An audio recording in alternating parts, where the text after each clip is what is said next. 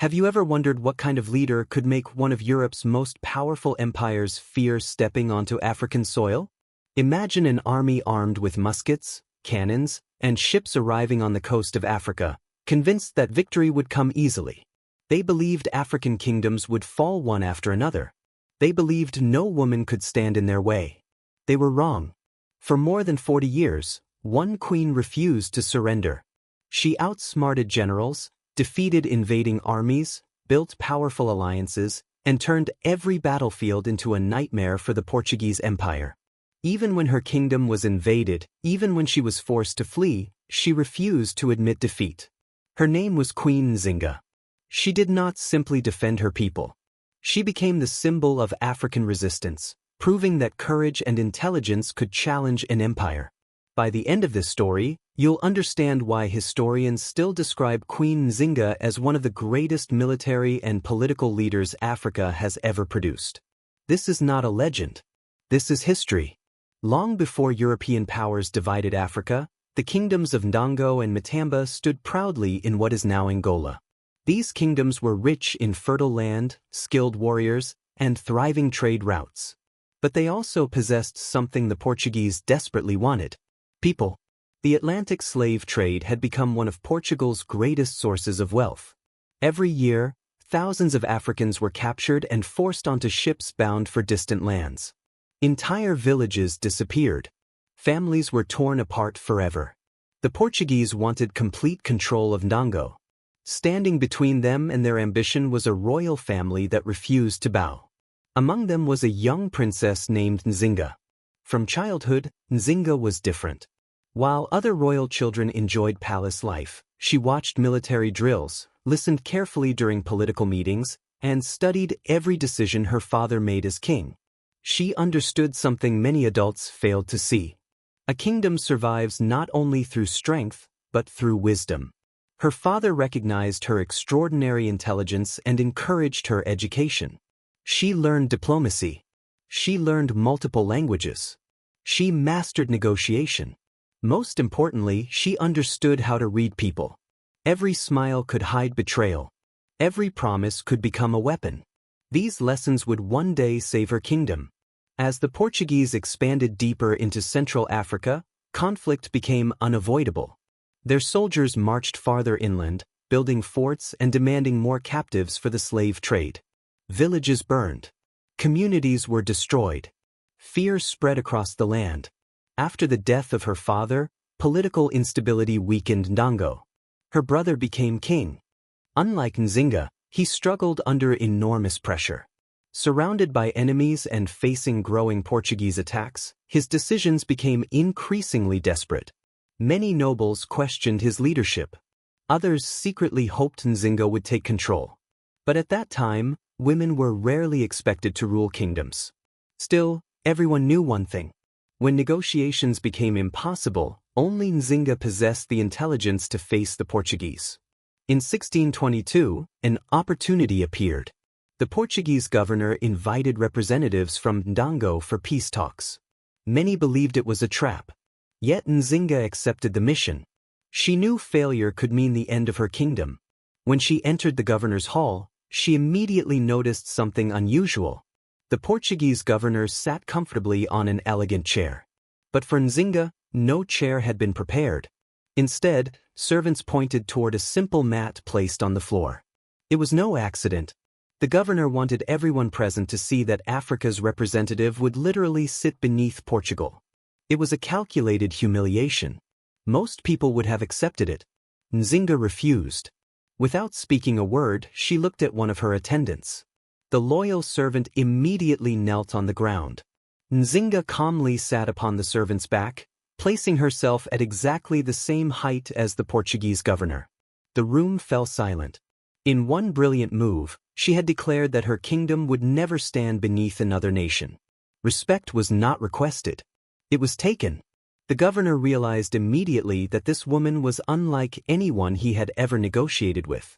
The meeting continued for hours. Nzinga spoke confidently. She demanded peace. She demanded respect for Ndongo's sovereignty. She demanded an end to unjust aggression. Against expectations, she secured a temporary agreement. For a brief moment, war seemed avoidable. But peace would not last, because the Portuguese had no intention of giving up their ambitions. While treaties were signed in public, new military plans were already being prepared behind closed doors. The greatest battle of Queen Nzinga's life was only beginning, and what she did next would transform her from a diplomat into one of Africa's most feared warrior queens. The peace agreement had been signed. For a brief moment, the people of Ndongo believed the nightmare was finally over. Fields that had been abandoned during the fighting were planted again. Families returned to their villages. Traders reopened old routes. Hope slowly returned to the kingdom. But Queen Nzinga never trusted the Portuguese. She understood something that many leaders did not. An empire that had crossed an ocean to seize land, and people would never give up because of a single treaty. She was right. Behind the walls of Portuguese forts, soldiers continued preparing for war. More weapons arrived by ship. More troops landed on African soil. More slave raids targeted innocent villages, despite promises of peace. The treaty had been nothing more than a pause. When news reached Nzinga, she realized diplomacy alone could no longer protect her people. The time for words was over. The time for resistance had begun. After the death of her brother, the kingdom faced a dangerous crisis. Some nobles doubted whether a woman could lead during such difficult times. But Queen Nzinga had already earned the respect of her people. She did not inherit loyalty. She earned it. She stood before her warriors and made a promise. Our land will never belong to strangers. Those words spread across the kingdom like wildfire. Warriors from distant villages traveled for days to join her army. Hunters became scouts. Blacksmiths worked day and night forging spears, shields, and axes. Messengers crossed forests carrying orders from village to village. Every citizen had a role. Queen Nzinga knew she could never match Portugal in cannons or muskets. Instead, she chose to fight with something far more powerful: strategy. Rather than meeting European armies on open battlefields where firearms gave them an advantage, she forced them into Africa's thick forests, narrow valleys, rivers, and rugged hills. There, the Portuguese lost their greatest strength. Their heavy armor slowed them. Their cannons became almost impossible to move. Their long supply lines stretched for hundreds of kilometers. Nzinga's warriors struck without warning. Sometimes they attacked before sunrise. Sometimes after sunset. Sometimes they disappeared into the forest before Portuguese soldiers even realized they had been ambushed. The enemy never knew where the next attack would come from. Fear spread through the Portuguese camps. Every tree seemed to hide an invisible warrior. Every sound in the darkness became a reason to panic. Even experienced European officers admitted that fighting Queen Nzinga was unlike any war they had ever experienced. But winning battles required more than courage. It required allies. Queen Nzinga understood that no kingdom could survive alone against a global empire. So she began building alliances across Central Africa. She negotiated with neighboring rulers. She welcomed refugees fleeing Portuguese attacks. She convinced rival leaders that today's enemy could become tomorrow's conqueror if they failed to unite. One of her boldest decisions shocked both her supporters and her enemies.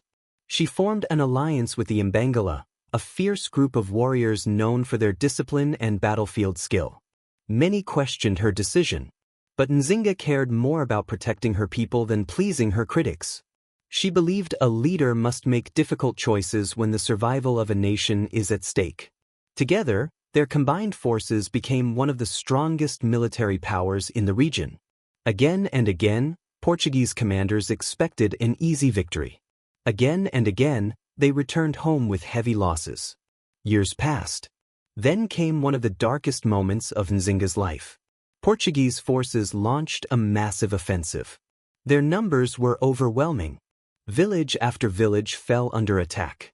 Despite fierce resistance, Queen Nzinga was forced to leave parts of Ndongo. Many rulers would have surrendered. Others would have accepted exile. Nzinga did neither. Instead, she crossed into the neighboring kingdom of Matamba. What looked like a defeat became one of the greatest strategic moves of her career. Rather than hiding, she rebuilt. She reorganized her army. She strengthened her government. She welcomed thousands of displaced families. Matamba quickly transformed into a powerful new kingdom under her leadership. Instead of losing one throne, she gained another. From Matamba, Queen Nzinga continued resisting Portuguese expansion. Her kingdom became a safe haven for people escaping slavery. Every escaped captive who reached her territory found protection. Every rescued family became another reason for her soldiers to keep fighting. The Portuguese soon realized something alarming. The longer the war continued, the stronger Queen Nzinga became. She was no longer defending only one kingdom. She had become the heart of a growing movement against colonial domination. Her name inspired hope across Central Africa.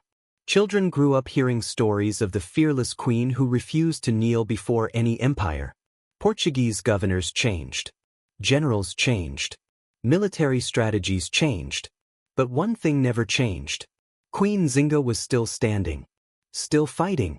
Still refusing to surrender. And soon, she would face the greatest test of her entire life, one that would determine not only her future, but the future of her people.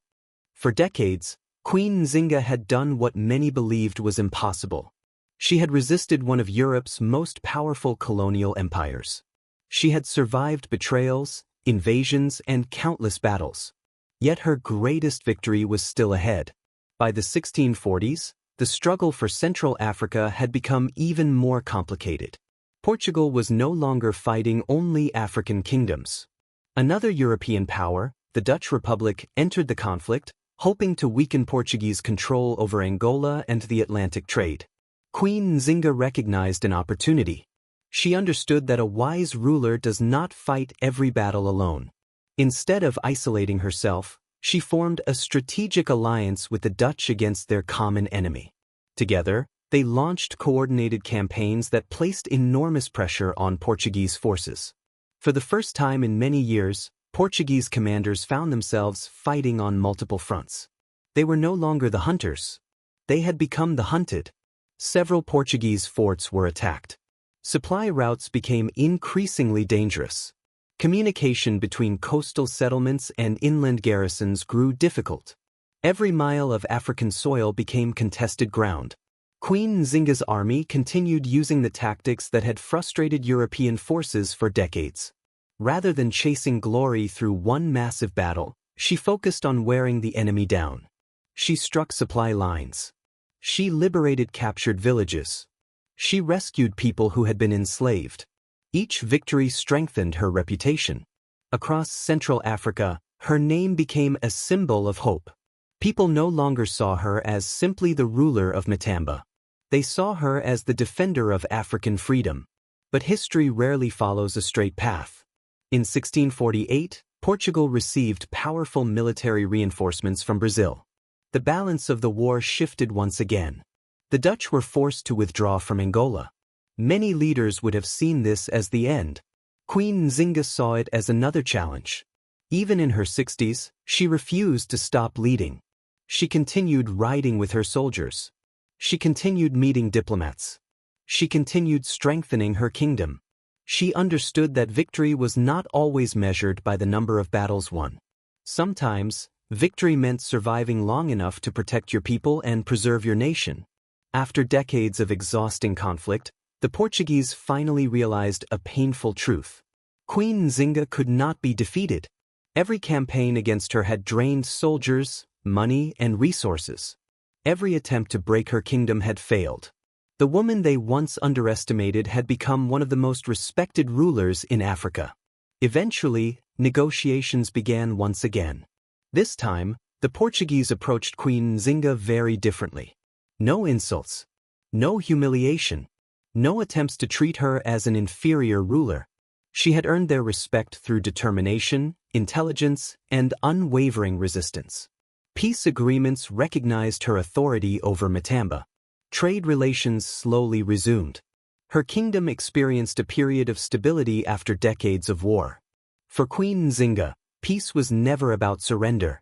It was about ensuring that future generations could live with dignity.